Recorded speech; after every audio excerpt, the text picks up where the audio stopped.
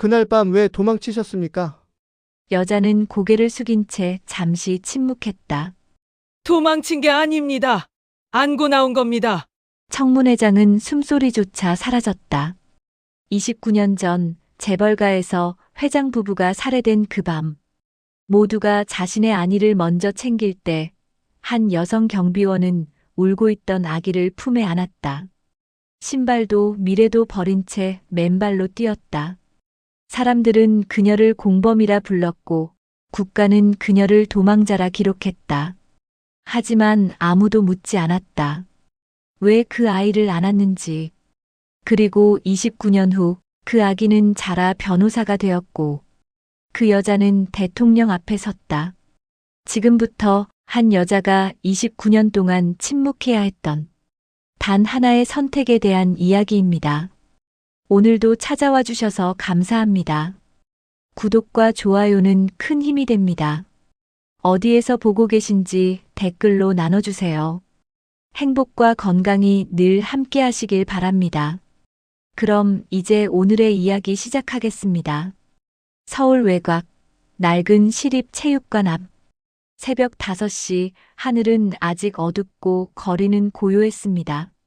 형광등 하나가 깜빡이며 불안정한 빛을 내뿜고 있었죠. 김정수는 대걸레를 들고 복도를 닦고 있었습니다. 68세, 허리는 이미 오래전부터 굽어 있었고 손등엔 세월의 흔적이 깊게 새겨져 있었습니다. 정수는 대걸레를 멈추고 라디오를 켰습니다. 라디오에서는 오래된 트로트가 흘러나오고 있었는데 어쩐지 오늘은 그 노래마저 시끄럽게 느껴졌습니다. 정수는 작은 목소리로 혼잣말을 했죠.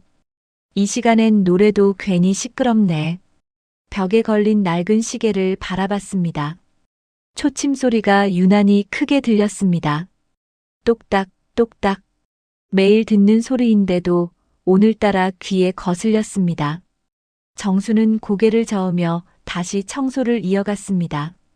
체육관 문을 닫으려는 순간 경비 아저씨가 말을 걸어왔습니다. 김 여사님, 오늘도 혼자세요? 정수는 짧게 대답했습니다. 늘 혼자죠, 뭐.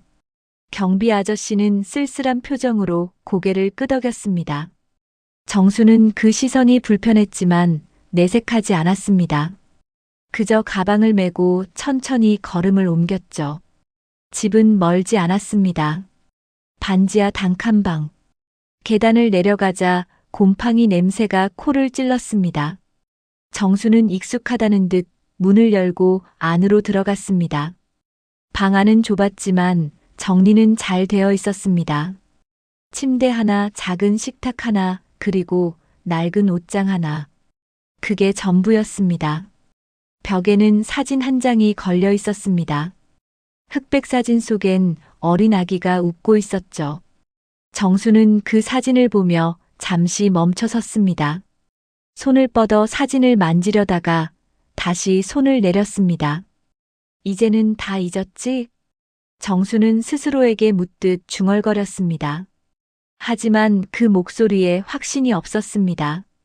정수는 한숨을 쉬며 자리에 앉았습니다. 오래된 텔레비전을 켰죠. 뉴스가 나오고 있었습니다.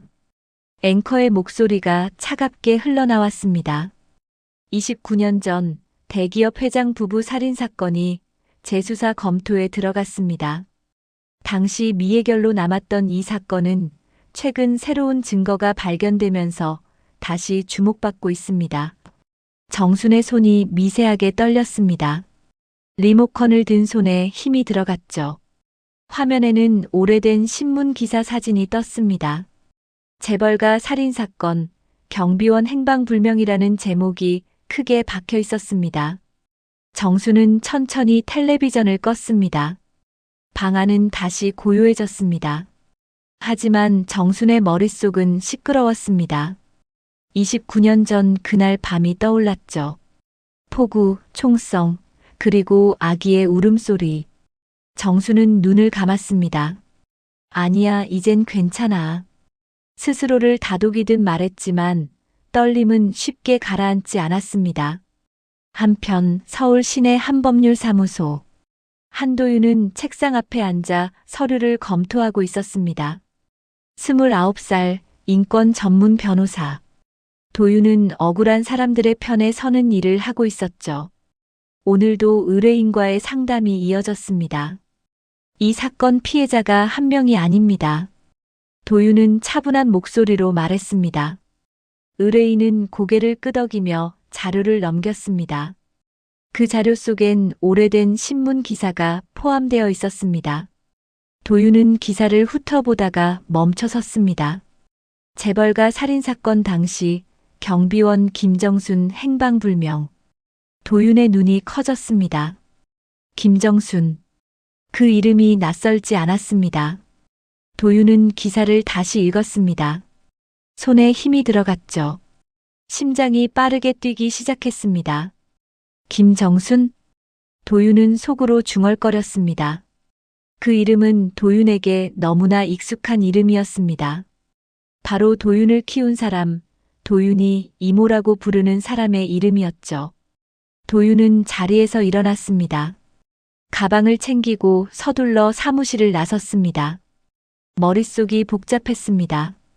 설마 그럴 리 없다고 생각했지만 불안감은 쉽게 가시지 않았습니다. 집으로 돌아왔을 때 정수는 밥상을 차리고 있었습니다. 도윤이 들어서자 정수는 미소를 지었습니다. 왔어? 밥 차렸어. 도윤은 신발을 벗으며 정순을 바라봤습니다. 평소와 다름없는 모습이었습니다. 하지만 도윤의 마음은 무거웠습니다. 도윤은 가방에서 신문 기사를 꺼냈습니다. 이모 이 이름 왜 낯설지가 않죠? 정순의 손이 멈췄습니다. 국자를 든 손이 미세하게 떨렸습니다. 정순은 애써 웃으며 말했습니다. 밥 식겠다. 밥부터 먹어. 하지만 도윤은 물러서지 않았습니다. 도윤은 신문 기사를 식탁 위에 내려놓았습니다. 이 사람 이모 맞죠? 정수는 기사를 보지 않았습니다. 그저 고개를 돌렸습니다. 손에 쥔 숟가락이 바닥에 떨어졌습니다. 달그락 소리가 방 안에 울렸습니다. 정수는 한참을 말이 없었습니다. 도윤도 아무 말하지 않았습니다. 두 사람 사이에 무거운 침묵이 흘렀습니다. 시계의 초침 소리만이 방 안을 채우고 있었죠. 정수는 천천히 입을 열었습니다. 밥 먼저 먹자. 그 다음에 얘기하자. 도윤은 고개를 끄덕였습니다. 하지만 밥을 먹는 동안 두 사람은 한마디도 나누지 않았습니다. 정수는 숟가락을 들었지만 밥을 거의 먹지 못했습니다. 도윤도 마찬가지였습니다. 밥상을 치우고 정수는 도윤 앞에 앉았습니다. 정순의 얼굴엔 지친 기색이 역력했습니다. 정수는 한숨을 길게 내쉬었습니다. 너 알고 싶은 거니? 도윤은 고개를 끄덕였습니다. 네. 정수는 눈을 감았습니다. 29년 전 그날 밤이 다시 떠올랐습니다. 정수는 눈을 뜨고 도윤을 바라봤습니다. 도윤의 눈빛엔 혼란과 불안이 가득했습니다. 정수는 천천히 입을 열었습니다. 29년 전 난 재벌가 저택에서 야간 경비원으로 일했어. 도윤은 숨을 죽이고 정순의 말을 들었습니다. 정순의 목소리는 낮고 조용했지만 떨림이 느껴졌습니다. 그날 밤 난 평소처럼 순찰을 돌고 있었지. 폭우가 쏟아지고 있었어. 천둥 소리가 너무 커서 귀가 먹먹할 정도였어. 정수는 잠시 말을 멈추고 물을 한 모금 마셨습니다. 손이 떨려서 컵을 제대로 잡기 어려웠습니다. 도윤은 정순의 손을 잡아줬습니다. 정순은 고개를 끄덕이며 말을 이어갔습니다. 그때 총소리가 들렸어. 처음엔 천둥 소리인 줄 알았지. 근데 아니더라고. 분명 총소리였어. 정순의 눈빛이 흔들렸습니다. 29년 전 그날 밤이 생생하게 떠올랐습니다. 정수는 눈을 감고 기억을 더듬었습니다. 난 뛰어갔어. 저택 안으로. 그리고 봤지 회장님 부부가 쓰러져 있는 걸. 도윤의 얼굴이 굳었습니다. 정수는 눈물을 참으며 말을 계속했습니다. 그 옆엔 아기가 있었어. 울고 있었지. 너무 작고 연약한 아기였어. 정수는 도윤을 바라봤습니다. 도윤의 눈에도 눈물이 맺혔습니다. 복도 끝에서 남자들 목소리가 들렸어. 아기부터 처리해. 그 말을 듣는 순간 난 아무 생각도 할 수 없었어. 그냥 아기를 안았어. 정순의 목소리가 떨렸습니다. 신발도 못 신었어. 그냥 뛰었어. 아기를 안고 밖으로. 발바닥에 유리 조각이 밝혔지만 아픔도 느껴지지 않았어. 도윤은 정순의 손을 꽉 잡았습니다. 정순은 눈물을 닦으며 말했습니다. 그날 이후 난 세상에서 사라진 거야. 아기를 지키기 위해서. 도윤은 고개를 숙였습니다. 가슴이 먹먹했습니다. 정수는 도윤의 어깨를 토닥이며 말했습니다. 너야. 그 아기가 바로 너였어. 도윤은 고개를 들었습니다. 눈물이 흘러내렸습니다. 도윤은 떨리는 목소리로 물었습니다. 왜 말 안 했어요? 정수는 쓸쓸하게 웃었습니다. 내가 평범하게 살길 바랐어. 재벌가 아들이라는 걸 알면 내 인생이 편하지 않을 거라고 생각했어. 도윤은 아무 말도 할 수 없었습니다. 그저 정순을 안았습니다. 정순도 도윤을 꽉 안아줬습니다. 두 사람은 한참 동안 그렇게 있었습니다. 다음 날 도윤은 사무실로 출근했습니다. 하지만 일에 집중할 수 없었습니다. 머릿속엔 정순의 말이 맴돌았습니다.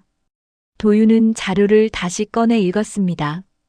신문 기사엔 정순이 용의자로 지목되어 있었습니다. 경비원 김정순, 사건 당일 행방불명. 공범 가능성 제기. 도윤은 분노가 치밀었습니다. 정순은 범인이 아니었습니다. 오히려 도윤을 구해준 사람이었죠. 도윤은 결심했습니다. 진실을 밝혀야겠다고. 도윤은 전화를 걸었습니다. 전직 형사 장민석을 찾았습니다. 장민석은 29년 전 이 사건을 담당했던 형사였습니다. 도윤은 장민석을 만나기로 약속을 잡았습니다. 며칠 후 도윤은 한 카페에서 장민석을 만났습니다. 장민석은 67세, 은퇴한 지 오래였습니다. 장민석은 도윤을 보자 무거운 표정을 지었습니다. 이 사건 왜 다시 파려는 거요? 도윤은 조용히 대답했습니다. 진실을 알고 싶습니다. 장민석은 한숨을 쉬었습니다. 그날 윗선에서 덮으라고 했지. 도윤의 눈빛이 날카로워졌습니다. 왜요? 장민석은 고개를 저었습니다. 잘 모르겠어. 근데 분명한 건 김정순이 범인이 아니라는 거야. 도윤은 몸을 앞으로 기울였습니다. 어떻게 아세요? 장민석은 커피를 한 모금 마시고 말했습니다. 현장에 있었거든. 김정순의 발자국을 봤어. 맨발이었지. 그리고 피아기 울음소리를 들었다는 목격자도 있었어. 도윤은 숨을 멈췄습니다. 장민석은 계속 말했습니다. 근데 위에서 수사를 중단하라고 했어. 경비원을 용의자로 지목하고 끝내라고 했지. 도윤은 주먹을 쥐었습니다. 누가요? 장민석은 쓸쓸하게 웃었습니다. 그건 나도 몰라. 다만 힘 있는 사람이었던 건 확실해. 도윤은 자리에서 일어났습니다. 증언해 주실 수 있습니까? 장민석은 잠시 망설이다가 고개를 끄덕였습니다. 그래야겠지. 29년 동안 마음에 걸렸거든. 도윤은 장민석의 손을 잡았습니다. 감사합니다. 도윤은 사무실로 돌아와 본격적으로 수사를 시작했습니다. 자료를 모으고 증거를 찾았습니다. 하지만 수사가 진행될수록 정순에게 불리한 기록들이 계속 나왔습니다. 언론도 다시 이 사건에 관심을 보이기 시작했습니다. 뉴스 화면에 정순의 오래된 사진이 떴습니다. 앵커는 차가운 목소리로 말했습니다. 29년 전 도주한 경비원, 공범 가능성 다시 제기. 여론은 차가웠습니다.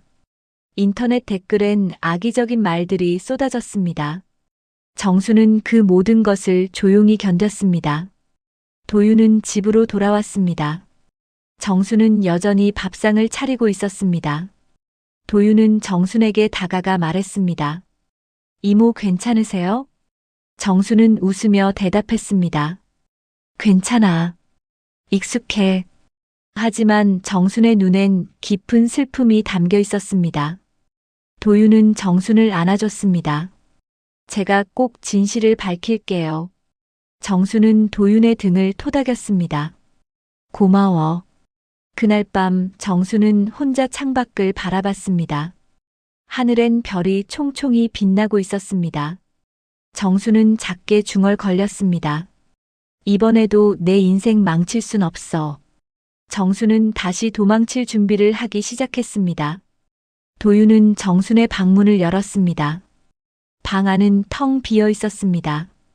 옷장 문이 열려 있었고 몇 벌 안 되는 옷들이 사라져 있었습니다. 도윤은 가슴이 철렁 내려앉았습니다. 이모. 도윤은 방 안을 살폈습니다.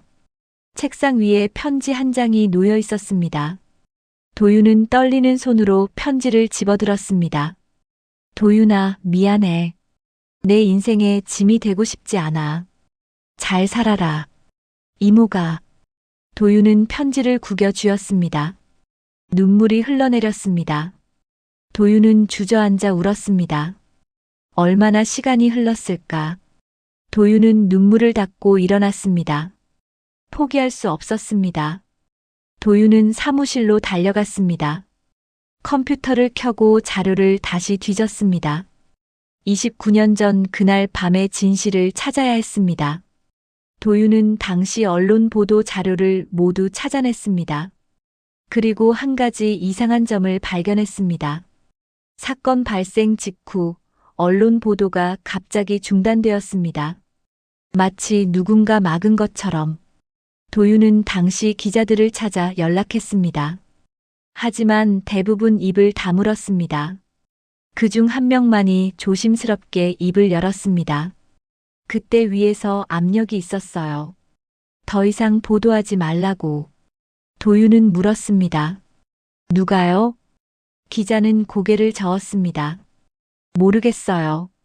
다만 재벌가 내부 사람이었을 거예요. 도윤은 고개를 끄덕였습니다. 점점 진실에 가까워지고 있었습니다. 도윤은 당시 재벌가에서 일했던 사람들을 찾기 시작했습니다. 하지만 대부분 연락이 닿지 않았습니다.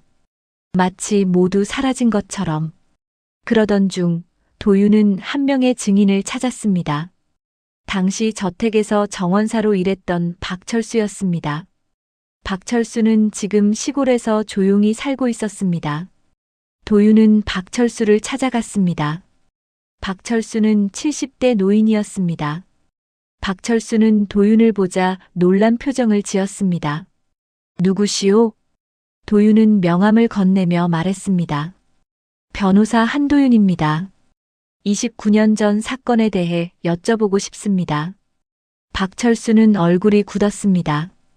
그 사건은 이젠 다 지난 일 아니오? 도윤은 조용히 대답했습니다. 아닙니다.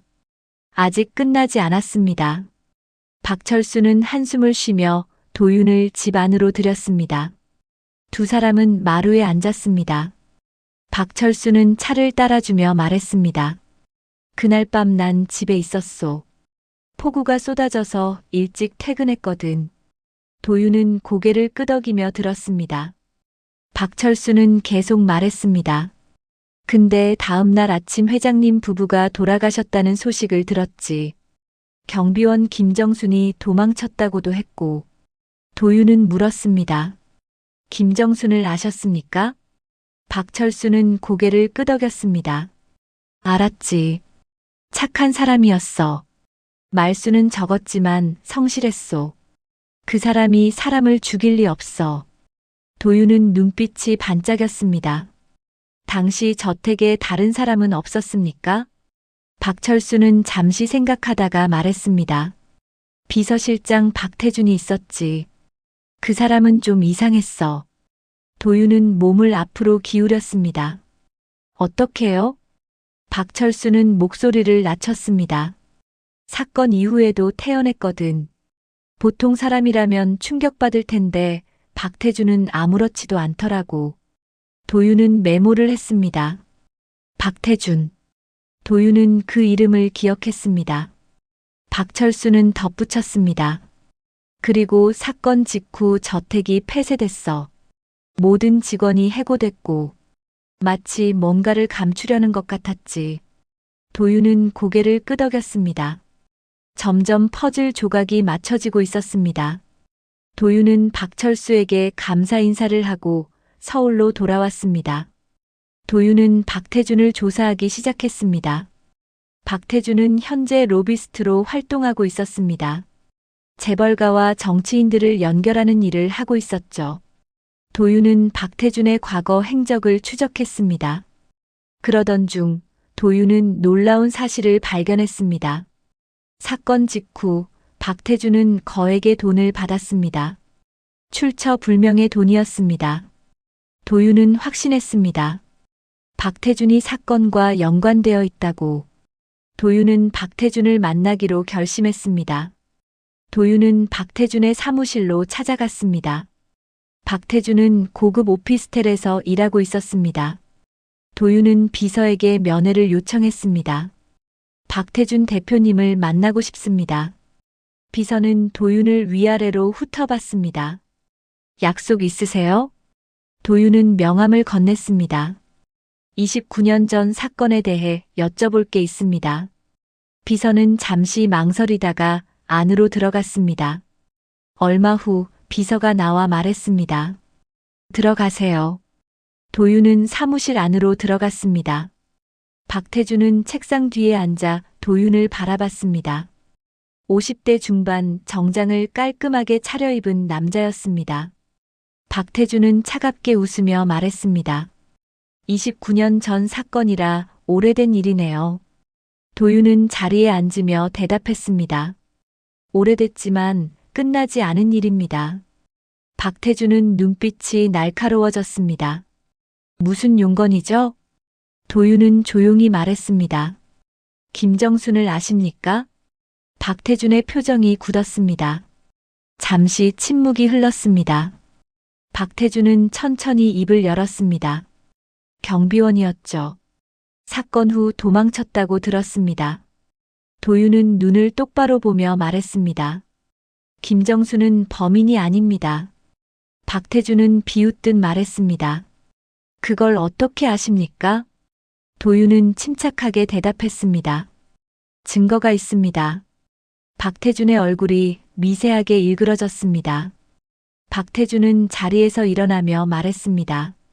변호사님, 조언 하나 드리죠. 이 사건은 건드리지 않는 게 좋습니다. 도윤도 자리에서 일어났습니다. 왜요? 박태준은 창밖을 바라보며 말했습니다. 당신 출생 기록 없애줄 수도 있어요. 도윤은 온몸이 얼어붙었습니다.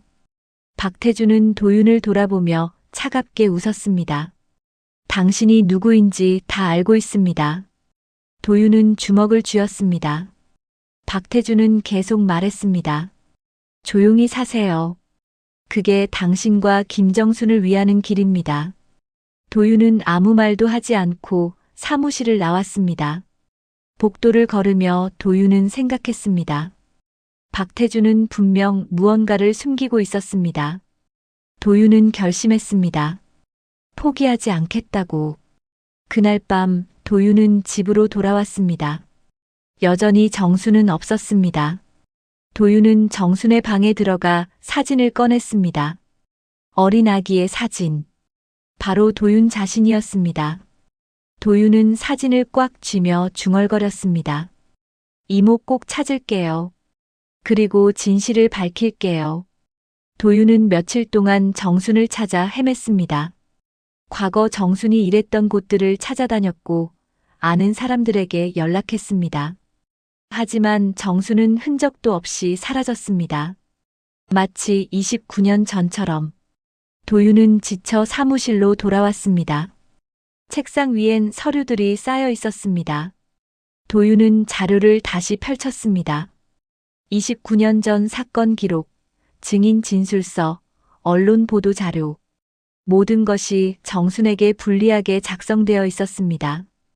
도윤은 한숨을 쉬었습니다. 그때 전화벨이 울렸습니다. 장민석이었습니다. 도윤 변호사, 만날 수 있소? 도윤은 바로 대답했습니다. 어디로 갈까요? 두 사람은 한적한 공원에서 만났습니다. 장민석은 봉투 하나를 건넸습니다. 이거 당시 수사 기록이요. 공식 기록엔 없는 것들이지. 도윤은 봉투를 열었습니다. 안에는 오래된 사진들과 메모가 들어 있었습니다. 도윤은 사진을 하나씩 살폈습니다. 현장 사진이었습니다. 그리고 한 장의 사진에서 멈췄습니다. 사진 속엔 맨발 자국이 찍혀 있었습니다. 피가 묻은 발자국. 도윤은 장민석을 바라봤습니다. 이게... 장민석은 고개를 끄덕였습니다. 김정순의 발자국이요. 저택에서 정문까지 이어져 있었지. 그리고 발에서 유리 조각이 발견됐다는 목격자 진술도 있었어. 도윤은 사진을 꽉 쥐었습니다. 장민석은 계속 말했습니다. 그리고 이것 좀 보시오. 장민석은 다른 서류를 꺼냈습니다. 부검 기록이었습니다. 회장 부부의 사망 시각은 밤 11시에서 12시 사이였소. 근데 김정순이 출근한 시간은 밤 10시. 단 1시간 사이에 범행을 저질렀다는 건 말이 안 되지. 도윤은 고개를 끄덕였습니다. 장민석은 한숨을 쉬며 말했습니다. 난 그때 알았어. 김정순은 범인이 아니라고. 하지만 위에서 수사를 중단하라고 했지. 난 겁쟁이였어. 도윤은 장민석의 어깨를 두드렸습니다. 이제라도 말씀해 주셔서 감사합니다. 장민석은 쓸쓸하게 웃었습니다. 29년 동안 후회하며 살았소. 이젠 바로잡고 싶어. 도윤은 고개를 끄덕이고 자리에서 일어났습니다. 이제 확신이 섰습니다. 정수는 무고했습니다. 그리고 진짜 범인은 따로 있었습니다. 도윤은 다시 박태준을 조사했습니다. 박태준의 과거 행적, 재산 변동 내역, 인맥관계, 모든 것을 파헤쳤습니다. 그리고 중요한 단서를 발견했습니다. 사건 직후 박태준은 해외로 나갔습니다. 한 달간 잠적했다가 돌아왔죠. 그리고 돌아온 직후 거액의 돈이 통장에 입금됐습니다. 출처는 알 수 없었지만 금액은 정확히 10억 원이었습니다. 도윤은 은행 거래 내역을 더 조사했습니다. 그리고 놀라운 사실을 발견했습니다. 그 돈은 재벌가의 비자금 계좌에서 나온 것이었습니다. 도윤은 숨이 멎을 것 같았습니다. 박태준 당신이었군요. 도윤은 컴퓨터 화면을 응시했습니다. 모든 퍼즐이 맞춰지고 있었습니다. 박태준은 회장을 살해하고 비자금을 빼돌렸습니다. 그리고 정순에게 누명을 씌웠죠. 도윤은 이 증거를 들고 검찰에 가려 했습니다. 하지만 그 순간 전화가 왔습니다. 모르는 번호였습니다. 도윤은 전화를 받았습니다. 여보세요? 전화 너머로 낯선 남자의 목소리가 들렸습니다. 한도윤 변호사님이십니까? 도윤은 조심스럽게 대답했습니다. 그렇습니다만. 남자는 말했습니다. 저는 당시 재벌가에서 운전기사로 일했던 사람입니다. 할 말이 있어서 연락드렸습니다.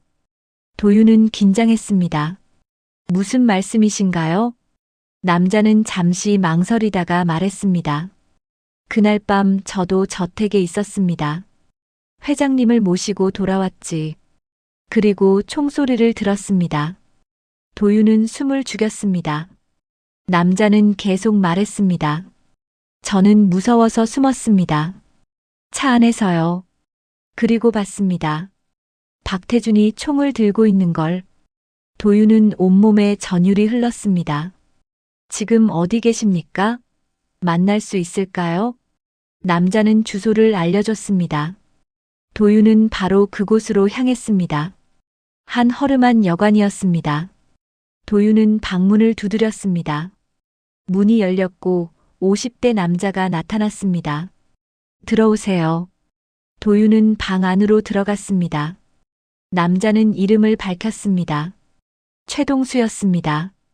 최동수는 떨리는 목소리로 말했습니다. 29년 동안 침묵했습니다. 무서웠거든요. 박태주는 위험한 사람입니다. 도윤은 고개를 끄덕이며 들었습니다. 최동수는 계속 말했습니다. 그날 밤 회장님은 박태준과 다퉜습니다. 비자금 문제 때문이었죠. 회장님은 박태준을 해고하려 했습니다. 도윤은 메모를 했습니다. 최동수는 눈물을 닦으며 말했습니다. 그리고 박태준이 총을 꺼냈습니다. 저는 차 안에서 그걸 봤어요. 회장님 부부가 쓰러지는 걸 다 봤습니다. 도윤은 물었습니다. 왜 그때 신고하지 않으셨습니까? 최동수는 고개를 숙였습니다. 박태준이 절 찾아왔습니다. 돈을 주면서 입 다물라고 했죠. 그리고 협박했습니다. 말하면 가족을 해치겠다고. 도윤은 최동수의 어깨를 잡았습니다. 이제 말씀해 주셔서 감사합니다. 증언해 주시겠습니까? 최동수는 고개를 끄덕였습니다. 해야죠. 이젠 바로잡고 싶습니다. 도윤은 사무실로 돌아왔습니다. 이제 모든 증거가 모였습니다. 장민석의 증언, 최동수의 목격담, 그리고 박태준의 금융거래 내역. 도윤은 검찰에 고발장을 제출했습니다. 며칠 후 검찰은 박태준을 소환했습니다. 언론도 이 사건에 다시 관심을 보이기 시작했습니다. 뉴스 화면에 박태준의 얼굴이 떴습니다. 29년 전 재벌가 살인사건, 새 용의자 부상. 여론이 들끓었습니다. 사람들은 진실을 알고 싶어 했습니다. 도윤은 이 모든 과정을 지켜보며 생각했습니다. 이제 정순을 찾아야 한다고. 도윤은 다시 정순을 찾아 나섰습니다. 그리고 마침내 단서를 발견했습니다. 정순이 자주 가던 성당이 있었습니다. 도윤은 그곳으로 향했습니다. 성당 안은 조용했습니다. 도윤은 안으로 들어가 주위를 살폈습니다. 그리고 구석자리에 앉아 있는 정순을 발견했습니다. 도윤은 천천히 다가갔습니다. 이모. 정순은 고개를 들었습니다. 눈가에 눈물이 맺혀 있었습니다. 도윤은 정순 옆에 앉았습니다. 왜 도망가셨어요? 정순은 눈물을 닦으며 말했습니다. 내가 힘들어할까봐. 도윤은 정순의 손을 잡았습니다. 이모, 이젠 괜찮아요. 진실이 밝혀지고 있어요. 정순은 놀란 표정으로 도윤을 바라봤습니다. 도윤은 웃으며 말했습니다. 이모는 날 버린 게 아니었어요. 날 지켜준 거였죠. 정순은 도윤을 꽉 안았습니다. 두 사람은 한참 동안 그렇게 있었습니다. 검찰은 박태준을 정식으로 기소했습니다. 언론은 연일 이 사건을 보도했습니다. 29년 만에 진실이 밝혀질 것처럼 보였습니다. 하지만 상황은 도윤이 생각했던 것보다 복잡했습니다. 박태준의 변호인단이 움직이기 시작했습니다. 유명한 로펌에서 파견된 변호사들이었습니다. 그들은 언론 플레이를 시작했습니다. 증거 불충분. 29년 전 사건을 지금 와서 증명할 수 있습니까? 여론이 흔들리기 시작했습니다. 사람들은 혼란스러워했습니다. 도윤은 초조했습니다. 이대로는 안 된다고 생각했습니다. 검찰은 도윤에게 연락했습니다. 청문회가 열린다고 했습니다. 국회 차원에서 진상규명에 나선 것이었습니다. 도윤은 희망을 느꼈습니다. 하지만 검사는 조심스럽게 말했습니다. 한 변호사님, 김정순 씨도 증인으로 출석해야 합니다. 도윤은 멈칫했습니다. 정순을 증인석에 세운다는 것. 그것은 정순에게 또 다른 고통이 될 수 있었습니다. 도윤은 고민에 빠졌습니다. 도윤은 집으로 돌아왔습니다. 정수는 부엌에서 저녁을 준비하고 있었습니다. 도윤은 식탁에 앉아 정순을 바라봤습니다. 정수는 웃으며 물었습니다. 왜? 무슨 일 있어? 도윤은 한참을 망설이다가 입을 열었습니다. 이모 청문회가 열립니다. 정수는 손을 멈췄습니다. 도윤은 계속 말했습니다. 이모도 증인으로 출석하셔야 해요. 정수는 천천히 도윤을 바라봤습니다. 정순의 눈빛이 흔들렸습니다. 도윤은 다가가 정순의 손을 잡았습니다. 이모, 이번엔 제가 지킬게요. 두렵지 않으셔도 돼요. 정수는 고개를 저었습니다. 아니야. 난 괜찮아. 하지만 정순의 목소리는 떨리고 있었습니다. 도윤은 정순을 안아줬습니다. 이모, 진실을 말씀하시면 됩니다. 그게 전부예요. 정수는 도윤의 등을 토닥였습니다. 알았어. 해볼게. 하지만 그날 밤 정수는 잠을 이루지 못했습니다. 29년 전 그날 밤이 계속 떠올랐습니다. 총소리, 아기의 울음소리, 그리고 맨발로 뛰었던 기억. 정수는 창밖을 바라보며 생각했습니다. 이번에도 도망쳐야 하나? 다음 날 아침 도윤은 일찍 일어났습니다. 정순의 방문을 열었습니다. 방은 비어 있었습니다. 도윤은 가슴이 철렁했습니다. 또 도망친 것이었습니다. 도윤은 황급히 집을 나섰습니다. 정순이 갈 만한 곳을 모두 찾아다녔습니다. 체육관, 성당, 공원. 하지만 정수는 어디에도 없었습니다. 도윤은 절망했습니다. 그때 전화가 왔습니다. 장민석이었습니다. 도윤 변호사, 김정순 씨 제가 봤소. 도윤은 바로 물었습니다. 어디세요? 장민석은 주소를 알려줬습니다. 버스 터미널이었습니다. 도윤은 달려갔습니다. 터미널 대합실에서 정순을 발견했습니다. 정순은 가방을 들고 앉아 있었습니다. 도윤은 정순에게 다가갔습니다. 정순은 도윤을 보고 놀랐습니다. 도윤아. 도윤은 정순 앞에 앉았습니다. 두 사람은 한참 동안 아무 말도 하지 않았습니다. 도윤이 먼저 입을 열었습니다. 이모, 왜 또 도망가세요? 정수는 눈물을 닦으며 말했습니다. 난 내 인생을 망칠 수 없어. 도윤은 고개를 저었습니다. 이모가 있어야 제 인생이 완성돼요. 이모 없이는 아무 의미가 없어요. 정수는 도윤을 바라봤습니다. 정순의 눈에서 눈물이 흘렀습니다. 도윤은 정순의 손을 꽉 잡았습니다. 이모, 이번엔 함께 가요. 둘이서. 정순은 한참을 망설이다가 고개를 끄덕였습니다. 도윤은 정순을 부축해 일으켰습니다. 두 사람은 함께 터미널을 나섰습니다. 하지만 청문회를 앞두고 상황이 악화됐습니다. 박태준 측 변호인단이 정순을 공격하기 시작한 것이었습니다. 언론에 자료를 흘렸습니다.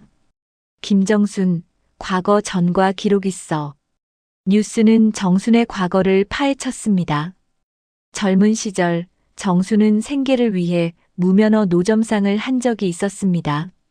그것이 경범죄로 기록되어 있었죠. 언론은 그것을 침소봉대했습니다. 증인의 신빙성 의문. 여론이 다시 흔들렸습니다.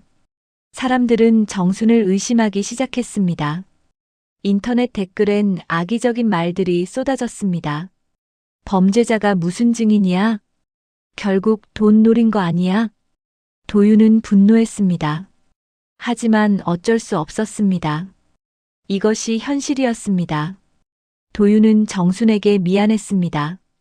정순은 담담하게 받아들였습니다. 괜찮아.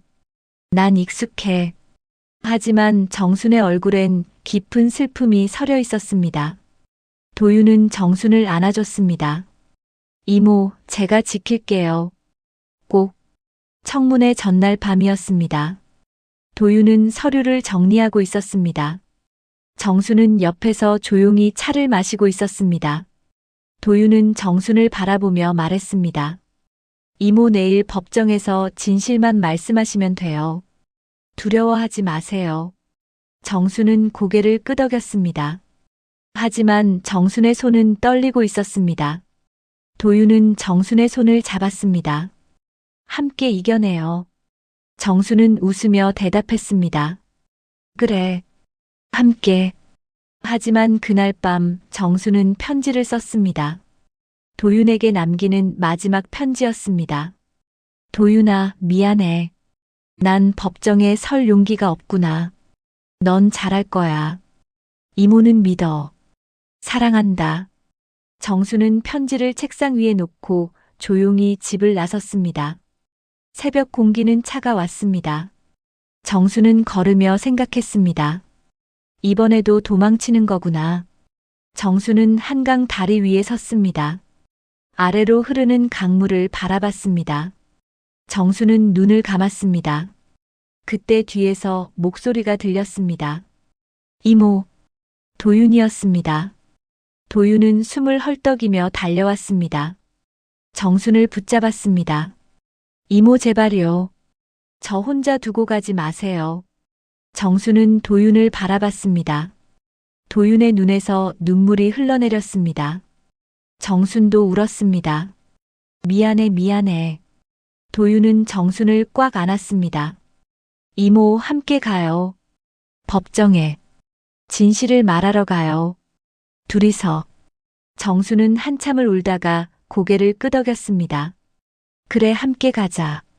두 사람은 다리 위에서 한참을 서 있었습니다. 동쪽 하늘이 밝아오고 있었습니다. 새로운 하루가 시작되고 있었습니다. 도윤은 정순의 손을 잡았습니다. 이제 숨지 말아요. 이모는 잘못한 게 없어요. 정수는 도윤의 손을 꽉 쥐었습니다. 그래. 이젠 숨지 않을게. 두 사람은 함께 집으로 돌아왔습니다. 청문회는 내일이었습니다. 정수는 결심했습니다.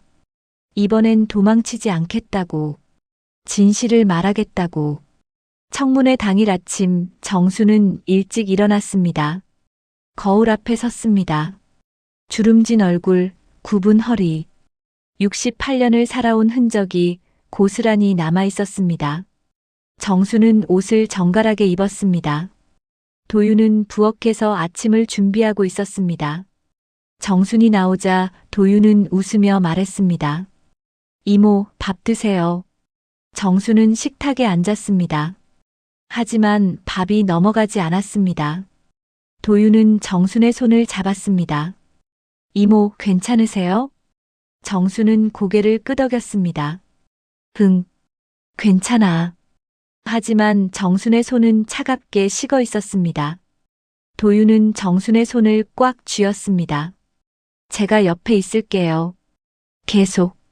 두 사람은 함께 국회로 향했습니다.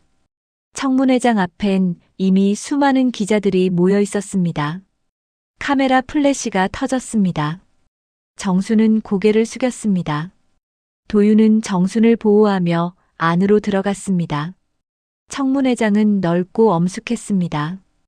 의원들이 자리에 앉아 있었고 방청객들도 가득 차 있었습니다. 정수는 증인석에 앉았습니다. 손이 떨렸습니다. 도윤은 멀리서 정순을 바라보며 응원의 눈빛을 보냈습니다. 정수는 그 눈빛을 보고 조금 안심했습니다. 청문회가 시작됐습니다. 의장이 입을 열었습니다. 증인 김정순, 선서해 주시기 바랍니다. 정수는 떨리는 목소리로 선서했습니다. 양심에 따라 진실만을 말하겠습니다. 의원들의 질문이 시작됐습니다. 처음엔 형식적인 질문들이었습니다. 이름, 나이, 주소. 정수는 차분히 대답했습니다. 그러다 한 의원이 날카로운 질문을 던졌습니다. 증인, 사건 당일 왜 신고하지 않고 도망쳤습니까? 정수는 잠시 침묵했습니다. 그리고 천천히 입을 열었습니다. 아이가 위험했습니다. 신고할 시간이 없었습니다. 의원은 다시 물었습니다. 그렇다면 왜 29년 동안 숨어 지냈습니까? 정수는 눈을 감았습니다. 29년의 시간이 스쳐 지나갔습니다. 정수는 눈을 뜨고 대답했습니다. 아이를 지키고 싶었습니다. 평범하게 살게 하고 싶었습니다. 의원은 고개를 끄덕였습니다. 하지만 박태준 측 변호인이 일어섰습니다. 증인, 당신은 과거 범죄 기록이 있습니다. 어떻게 당신의 증언을 믿을 수 있습니까? 정수는 고개를 들었습니다. 정순의 눈빛이 흔들리지 않았습니다. 저는 평생 정직하게 살았습니다. 노점상을 한 것은 먹고 살기 위해서였습니다. 변호인은 비웃듯 말했습니다. 그게 변명이 됩니까? 도윤이 자리에서 일어났습니다. 이에 있습니다. 증인을 모욕하는 질문입니다. 의장이 망치를 두드렸습니다. 정숙, 변호인, 질문을 바꾸시기 바랍니다. 변호인은 자리에 앉았습니다. 하지만 정수는 이미 상처받았습니다. 정순의 눈에 눈물이 맺혔습니다. 그때 한 의원이 부드러운 목소리로 물었습니다. 증인, 그날 밤 무슨 일이 있었는지 천천히 말씀해 주시겠습니까? 정수는 눈물을 닦으며 말했습니다. 폭우가 쏟아지고 있었습니다. 저는 순찰을 돌고 있었죠. 그때 총소리를 들었습니다. 청문회장이 조용해졌습니다. 모두가 정순의 말에 집중했습니다. 정순은 계속 말했습니다. 저택 안으로 뛰어갔습니다. 회장님 부부가 쓰러져 있었습니다. 그리고 아기가 울고 있었죠. 정순의 목소리가 떨렸습니다. 복도에서 남자들 목소리가 들렸습니다. 아기부터 처리해. 그 말을 듣는 순간 전 아무 생각도 할 수 없었습니다. 정수는 잠시 말을 멈추고 물을 마셨습니다. 그리고 다시 말을 이었습니다. 아기를 안았습니다. 신발도 못 신었습니다. 그냥 뛰었습니다. 아기를 지키기 위해서. 방청객들 사이에서 한숨 소리가 들렸습니다. 정수는 눈물을 흘리며 말했습니다. 발바닥에 유리가 박혔지만 아프지 않았습니다. 그냥 아이만 생각했습니다. 의원들도 숙연해졌습니다. 정수는 계속 말했습니다. 그날 이후 저는 숨어 살았습니다. 아기가 자라는 걸 지켜봤습니다. 학교 가고 대학 가고 변호사 되는 걸 다 봤습니다. 정수는 도윤을 바라봤습니다. 도윤의 눈에서도 눈물이 흘렀습니다. 정수는 웃으며 말했습니다. 전 엄마는 아닙니다. 하지만 그 아이를 사랑했습니다. 지금도 사랑합니다. 청문회장이 숙연해졌습니다. 의장이 입을 열었습니다. 증인 수고하셨습니다. 정수는 증인석에서 내려왔습니다. 도윤이 달려와 정순을 안았습니다. 이모 잘하셨어요. 정수는 도윤의 등을 토닥이며 말했습니다. 이젠 숨지 않아도 되겠지? 도윤은 고개를 끄덕였습니다. 네. 이제 다 끝났어요. 하지만 아직 끝이 아니었습니다. 박태준이 증인석에 섰습니다. 박태준은 태연한 표정으로 앉았습니다. 의원들의 질문이 이어졌습니다. 박태준은 모든 혐의를 부인했습니다. 저는 무고합니다. 증거가 없지 않습니까? 도윤은 자리에서 일어났습니다. 증거가 있습니다. 모두가 도윤을 바라봤습니다. 도윤은 서류를 꺼내 의장에게 제출했습니다. 29년 전 회장 한재호 씨가 남긴 녹취 파일입니다. 청문회장이 술렁 걸렸습니다. 도윤은 녹취 파일을 재생했습니다. 스피커에서 목소리가 흘러나왔습니다. 이 아이 내 아들입니다. 박태준 당신을 믿었는데. 녹음은 거기서 끊겼습니다. 박태준의 얼굴이 굳었습니다. 도윤은 박태준을 바라보며 말했습니다. 회장님은 당신을 의심하고 있었습니다. 그래서 이 녹취를 남긴 겁니다. 박태준은 아무 말도 하지 못했습니다. 청문회장이 술렁 걸렸습니다. 박태준의 얼굴은 창백해졌습니다. 의장이 망치를 두드렸습니다. 정숙, 한도윤 변호사, 이 녹취 파일은 어떻게 입수하신 겁니까? 도윤은 침착하게 대답했습니다. 회장 한재호 씨의 개인 금고에 보관되어 있었습니다. 유족의 동의를 받아 공개합니다. 의장은 고개를 끄덕였습니다. 도윤은 다시 녹취를 재생했습니다. 이번엔 더 긴 버전이었습니다. 박태준 당신이 비자금을 빼돌렸다는 걸 알고 있습니다. 내일 경찰에 신고하겠습니다. 이 녹음은 만약을 대비한 증거입니다. 녹음 속 회장의 목소리는 떨리고 있었습니다. 그리고 배경에서 문 열리는 소리가 들렸습니다. 회장님, 그러시면 안 됩니다. 박태준의 목소리였습니다. 청문회장이 다시 술렁거렸습니다. 녹음은 계속 이어졌습니다. 박태준 물러나시오. 경찰이 곧 올 겁니다. 회장님, 저도 어쩔 수 없습니다. 그리고 총소리, 비명, 녹음이 끊겼습니다. 청문회장은 충격에 빠졌습니다. 박태준은 얼굴이 하얗게 질렸습니다. 의장이 박태준을 바라보며 물었습니다. 증인, 이 녹음에 대해 해명하시겠습니까? 박태준은 입을 열었다 닫았습니다. 말이 나오지 않았습니다. 도윤은 계속 말했습니다. 그리고 한 가지 더 증거가 있습니다. 도윤은 운전기사 최동수를 증인석으로 불렀습니다. 최동수는 떨리는 발걸음으로 앞으로 나왔습니다. 당시 저는 차 안에 숨어 있었습니다. 그리고 봤습니다. 박태준이 총을 들고 있는 걸. 최동수의 목소리는 떨렸지만 분명했습니다. 회장님 부부가 쓰러지는 걸 다 봤습니다. 박태준이 자리에서 벌떡 일어났습니다. 거짓말입니다. 증거가 어디 있습니까? 의장이 망치를 두드렸습니다. 증인, 착석하십시오. 하지만 박태준은 흥분했습니다. 이건 조작입니다. 저를 함정에 빠뜨리려는 겁니다. 그때 장민석이 일어섰습니다. 전직 형사 장민석은 천천히 증인석으로 걸어갔습니다. 저는 당시 수사를 담당한 형사입니다. 29년 동안 침묵했습니다. 하지만 이젠 말해야겠습니다. 장민석은 심호흡을 하고 말했습니다. 범인은 박태준입니다. 저는 그날 현장을 봤습니다. 김정순의 맨발 자국을 봤습니다. 그녀는 아기를 안고 도망친 겁니다. 장민석의 목소리는 확고했습니다. 하지만 위에서 수사를 중단하라고 했습니다. 김정순에게 누명을 씌우라고 했습니다. 저는 겁쟁이였습니다. 장민석은 고개를 숙였습니다. 29년 동안 후회하며 살았습니다. 이젠 바로잡고 싶습니다. 청문회장이 숙연해졌습니다. 의장은 박태준을 바라봤습니다. 증인, 마지막으로 할 말이 있습니까? 박태준은 한참을 침묵했습니다. 그리고 천천히 입을 열었습니다. 저는 살고 싶었습니다.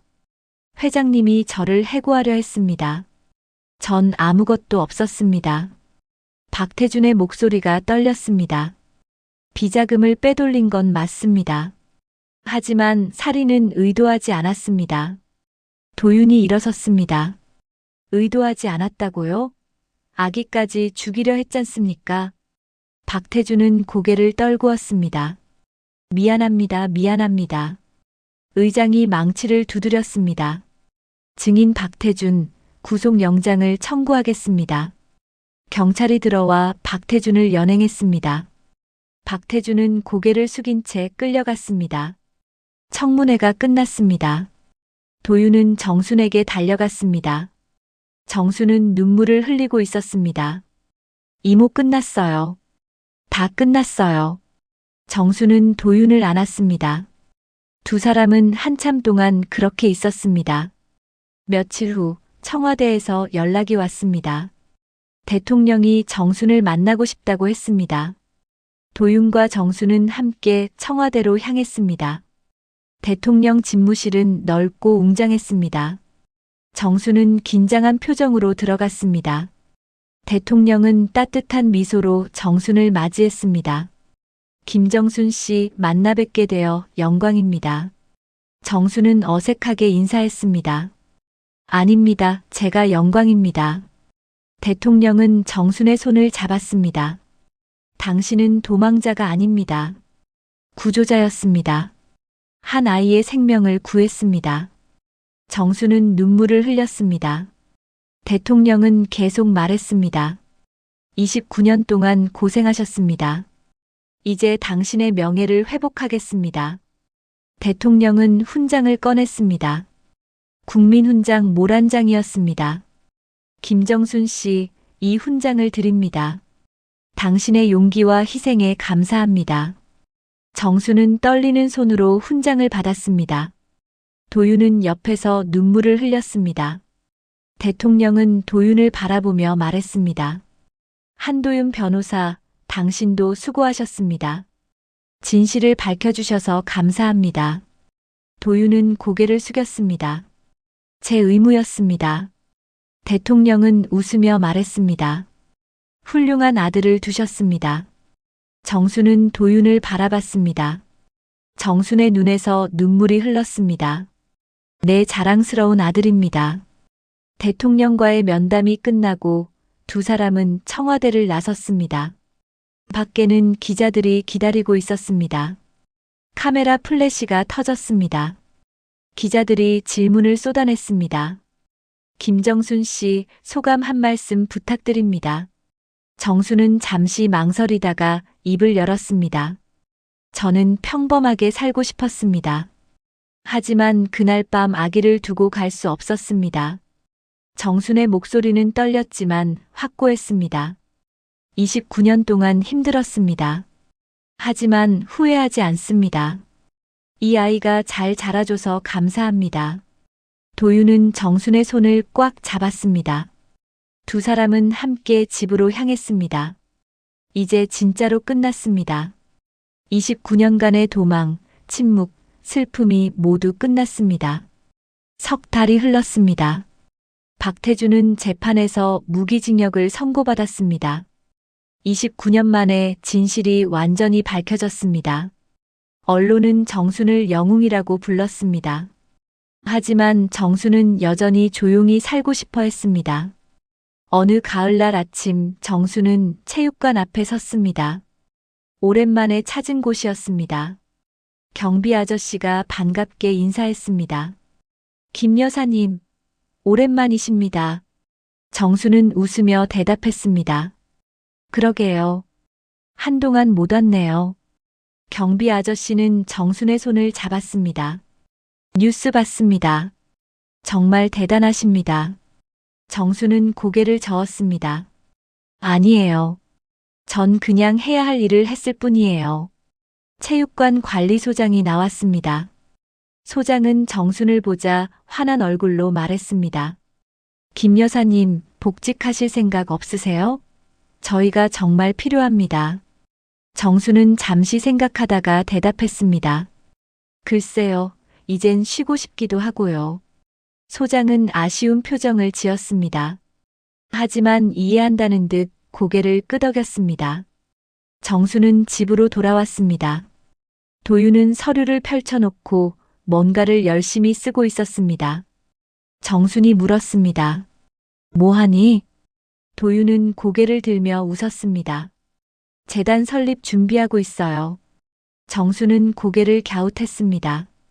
도윤은 설명했습니다. 회장님, 제 친아버지께서 남긴 유산이 있어요. 그걸로 재단을 만들려고요. 정순은 의자에 앉으며 물었습니다. 무슨 재단인데? 도윤은 서류를 정순에게 보여줬습니다. 억울한 누명을 쓴 사람들을 돕는 재단이요. 무료 법률 지원도 하고 심리 상담도 제공하고요. 정순은 서류를 읽으며 고개를 끄덕였습니다. 도윤은 계속 말했습니다. 재단 이름은 정순 재단으로 하려고요. 정순은 놀라 도윤을 바라봤습니다. 왜 내 이름을? 도윤은 정순의 손을 잡았습니다. 이모가 제게 해준 것처럼 다른 사람들도 도와주고 싶어요. 이모의 이름으로요. 정수는 눈물을 닦았습니다. 고마워, 정말 고마워. 재단은 석 달 후 공식적으로 문을 열었습니다. 개소식 날 많은 사람들이 모였습니다. 장민석도 왔고 최동수도 왔습니다. 대통령 비서실 대변인 윤세라도 참석했습니다. 윤세라는 정순에게 다가와 말했습니다. 김정순 씨 기억하세요? 저 옛날에 이모님께 도움받은 적 있어요. 정순은 윤세라를 자세히 바라봤습니다. 윤세라는 웃으며 말했습니다. 30년 전 제가 길 잃었을 때 집까지 데려다 주셨잖아요. 정수는 천천히 기억을 떠올렸습니다. 그리고 웃었습니다. 아, 그때 그 꼬마. 윤세라는 고개를 끄덕였습니다. 네. 이모님 덕분에 무사히 집에 갔어요. 평생 잊지 못했어요. 정수는 윤세라의 손을 잡았습니다. 잘 컸구나. 대단한 사람이 됐네. 윤세라는 눈물을 글썽이며 말했습니다. 이모님처럼 되고 싶었어요. 다른 사람을 돕는 사람이요. 개소식이 끝나고 도윤은 정순과 함께 재단 사무실을 둘러봤습니다.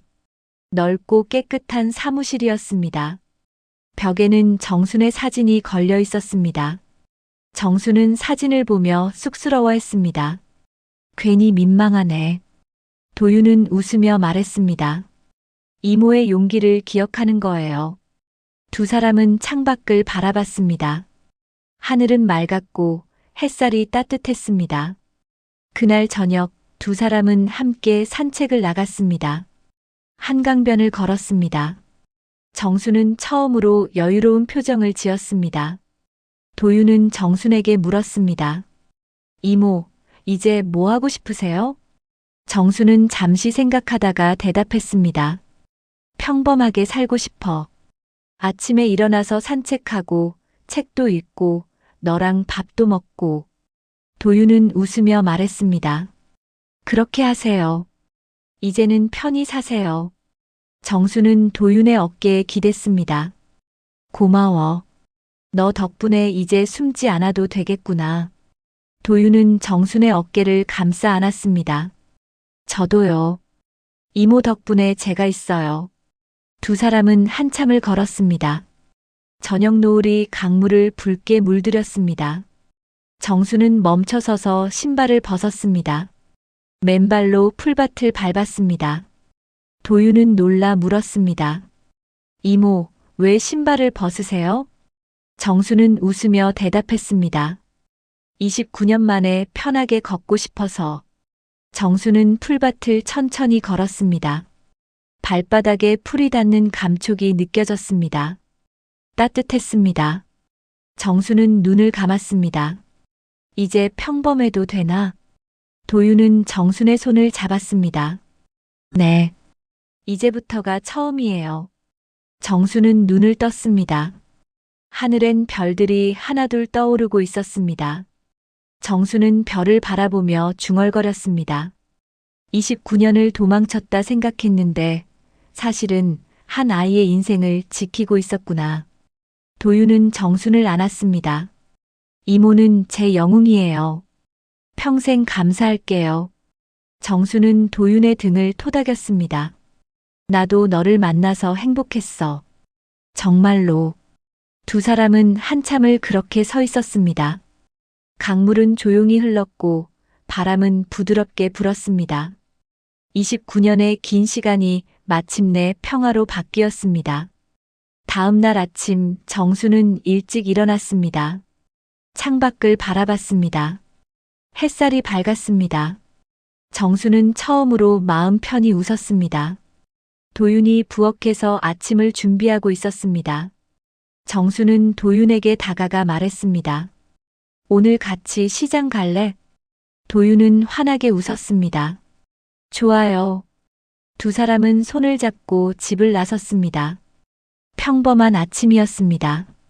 하지만 정순에게는 29년 만에 처음 맞이하는 진짜 자유로운 아침이었습니다. 정수는 하늘을 올려다보며 작게 중얼거렸습니다. 이제는 숨지 않아도 된다. 그리고 도윤과 함께 걸어갔습니다. 밝은 미래를 향해. 오늘 이야기가 어떠셨나요? 오늘 이야기가 마음에 와 닿으셨다면 작은 공감 표시 한 번만 해주세요. 구독과 좋아요는 저희에게는 큰 힘이 됩니다. 알림 설정과 댓글도 어디에서 어떤 마음으로 보셨는지 댓글을 남겨주시면 앞으로 더 많은 감동과 반전의 드라마로 꼭 보답드리겠습니다. 끝까지 함께 해주셔서 진심으로 감사드립니다.